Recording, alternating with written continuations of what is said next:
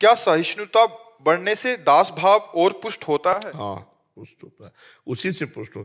सहित सहित बाढ़े भगति गृह तनु गुरु हितगार। वाणिज्य में लिखा है कि जो जितना सहन करता है उसके हृदय में भक्ति बढ़ती जाती है और उसका पूरा शरीर मन प्राण जीवन वो भगवान का घर बन जाता है।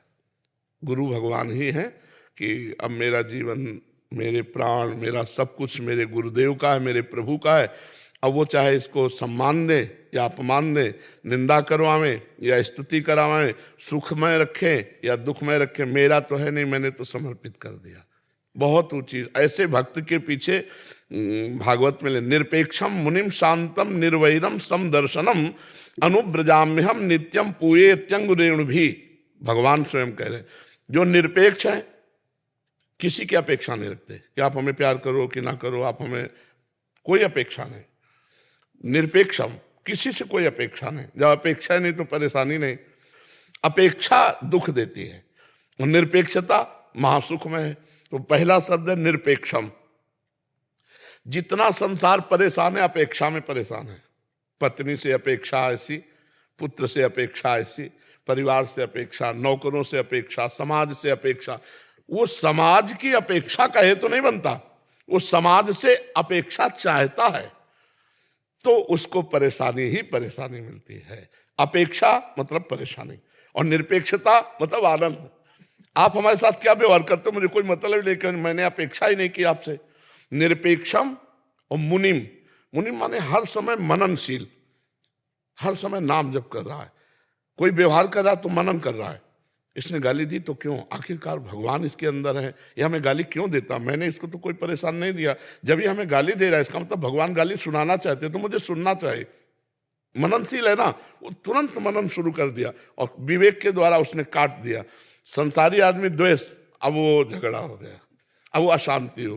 और विवेकवान, जब मैंने कोई अपराध नहीं किया और गाली दे, इसका मतलब भगवान का विधान है और भगवान का विधान मैंने तो इच्छा की नहीं थी, भगवान की इच्छा ये है तो मैं सहूंगा और आनंद से सहूंगा और वो सह जाएगा। और सह जाएगा तो अध्यात्म की भूमिका बढ़ गई। मननशील, शांतम, निरपेक्षम मुनिम शांतम। शांतम मतलब किसी भी परिस्थिति में विचलित ना होना।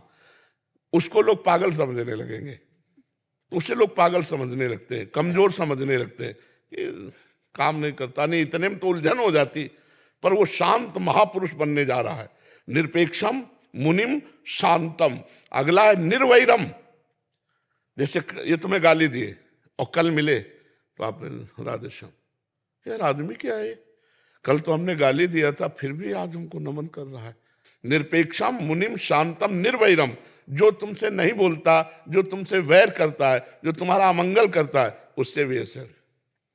अब वो क्या, अपेक्षा नहीं है ना, अब वो क्या कहता है उससे कोई मतलब नहीं। इसका फल क्या होगा कि भगवान कह रहे मैं उसके पीछे घूमता हूं कि उसकी चरण रज मेरे ऊपर पड़ जाए।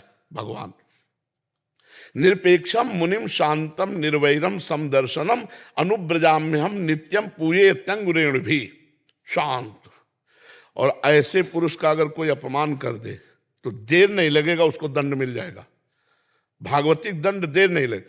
ये घटना है, नाव में बड़ी बड़ी नावें चलती थी पहले नदियों में से, अब तो पुल बन गए। पहले पार होने का यह उपाय होता था, एक रस्सी बंधी होती थी इस पार से उस पार तक और ऐसे खींचकर नाव से ले जाते थे और जहाँ ज्यादा गहरा होता था वहां उसका प्रयोग करते थे। तो उसमें 2 पुलिस वाले चढ़े, संगीन लेके, पुराने समय की बात। और उसमें महात्मा बैठे हुए थे, उनका शिष्य बैठा हुआ था, सत्संगी। उन्होंने ऐसे जूता की ठोकर मारी, फटे पुराने संत कपड़े पहने हुए थे। गुरुजी उधर थे, शिष्य इधर था। अब जगह नहीं है, फिर बूट मारा, फिर और से खिल गया, पूरा बूट पैर पे रख दिया, वैसे राम राम राम राम, ऐसे कुछ उनको कुछ नहीं बोल रहा। बहुत ज्यादा पीड़ा हुई तो राम राम राम कह के पैर अपना, पर वो पूरी नाव में गाली देना और मारते ही रहे, कभी इधर बूट मारना कभी उधर बूट मारना। अब उनको रंग कर संतन जाना, तो संत को भिखारी समझते ना, जो अभिमानी गर्विष्ठ लोभ मद मत अगाधा, ये जो दुष्ट स्वभाव के लोग होते हैं, ये रंग कर संतन जान। पर ये पता नहीं दुखिया को न सताइए दुखिया देगा रोए, और जब दुखिया के मुखिया सुने तो तेरी गति का हो। अब नाव गई तो नाव पानी में ही तो चलेगी, जहां इतना इतना पानी होता है वहां नाव तो चलेगी नहीं, तो 2-4 कदम पैदल चलना पड़ता। अब वो बूट वाले तो उन्होंने संगीन ऐसे लगाई और सोचा छलांग मार देंगे, और बूट फिसला, सीधे संगीन पार कर गई गर्दन, सीधे संगीन। तो साधु अवज्ञा तुरंत भवानी कर कल्याण अखिल, तुरंत उसका फल मिला। तो जो शांत है, सहनशील है, अगर हमने आपको गाली दी, आपने गाली हमें दे दी, हिसाब बराबर, और अगर आपने गाली नहीं दी तो अब डर जाना चाहिए हमें कि अब इसका दंड हमको बहुत बुरा मिलेगा। 60,000 सगर के पुत्र घोड़ा खोज रहे थे, कपिल मुनि अपने आश्रम में बैठे ध्यानस्थ थे, और घोड़ा वहीं बांध दिया चोरों ने। तो उन्होंने समझा, इन्होंने तो गालियां और सब ऐसा, तो केवल आंख खोल के देखा था कि क्यों ऐसा, सब भस्म हो गए। तभी तो उन्हीं के परिवार में फिर भगीरथ जी प्रकट हुए और गंगा जी लाए उनके 60,000 पुरखों। जो शांत महापुरुष, उससे डरना चाहिए। जो किसी को उत्तर नहीं देता है प्रतिकूलता का, वो उमा क्षमा सापौते भारी, अपने कर्म पर। हमको ऐसा नहीं सोचना कि हम उत्तर नहीं देंगे तो इसको दंड मिले, हम ये सोचेंगे भगवान इसको कभी दंड न मिले, इसकी बुद्धि शुद्ध हो, आप इस पर कृपा करो, इसके अंदर सद्गुण आवे। यही भक्त का हृदय होता है। बहुत बड़ी सामर्थ्य आ जाती है जब चलोगे सिद्धांत से। पर यह जरूर है कि बीच बीच में आपके सामने तिमाही, छमाही, सालाना प्रश्न आते रहेंगे, बस उनको उत्तर देना है आपको। ये नहीं समझना ये व्यक्ति है, आपको बस यही समझना ये प्रश्न है, अब इसका उत्तर देना है। एकदम प्रतिकूल व्यवहार करके आएंगे कि परमार्थ भूल जाओ और आप लड़ जाओ या आप फंस जाओ, तो आपको हर समय ये सचेत रहना। सचेत तभी रहोगे जब नाम जप चल रहा है कि ये मेरे सामने माया ने प्रश्न किया, मुझे उत्तर देना है। तो उत्तर क्या देना उसी समय आपके अंदर आ जाएगा, क्योंकि आप भगवान का भजन कर रहे हो और फेल नहीं हो। और जैसे पास होगे भूमिका बढ़ती चली जाएगी।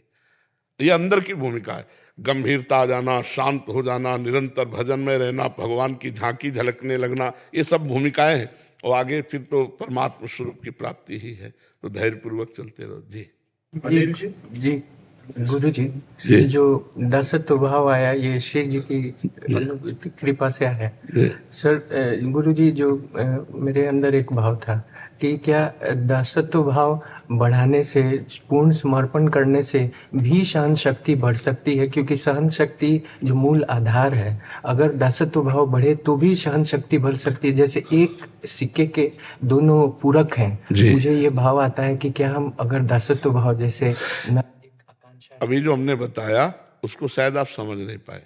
ये दासत्व भाव का ही पुष्टता का था कि मेरी इच्छा थी नहीं और सामने से कोई क्रिया प्रक्रिया प्रतिकूलता आई तो मेरे स्वामी ने भेजी ना, तो स्वामी ने भेजी तो मुझे जोई जोई प्यारो करे सोई मोहि भावे।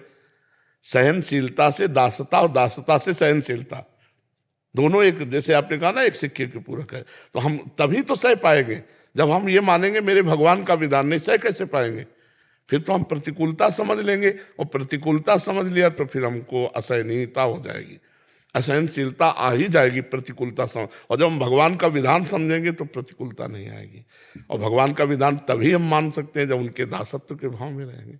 बिल्कुल ठीक है। जिस कार्य की अपेक्षा हम छोड़ देते हैं, हाँ, वो कार्य हमेशा अच्छे के लिए बन जाता है। अच्छा, हाँ, बिल्कुल बिल्कुल। जिस कार्य पे ज्यादा चिंता परेशान होते रहते हैं, वो कार्य ही कहीं ना कहीं बिगड़ जाता है। हाँ, बिल्कुल ठीक बात है। जब भी कुछ भी टास्क आता है, पर साथ में नाम चलना चाहिए। हम चलता है। हाँ, ठीक है, ये बढ़िया बात है।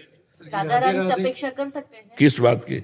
किसी भी अगर चिंतन भजन ज्यादा बढ़ाने के लिए? हाँ, ये तो मांगेंगे, उनसे नहीं मांगेंगे तो और किससे मांगेंगे? ये जी, और अपने जो राधा रानी है उनसे हम अपेक्षा। हाँ, बिल्कुल करना ही चाहिए। अपेक्षा हम सब करते हैं, क्योंकि उन्हीं के बल से हम आगे बढ़ते हैं। उन्हीं से हम अपनी जो मांगे होती हैं, चाहे लौकिक हो चाहे पारलौकिक हो, उन्हीं के सामने रखते हैं कि अगर आपको पसंद आए तो पूर्ण कर दो, नहीं इसे नष्ट कर दो, हमारे अंदर कामना ही नष्ट कर दो। अपने इष्ट से, अपने गुरुदेव से तो अपेक्षा रखते ही हैं। संसार से आशा एक राम जी से, दूसरी आशा छोड़ दें। आप आशा एक राम जी से, अपेक्षा तो उनसे करेंगे ही।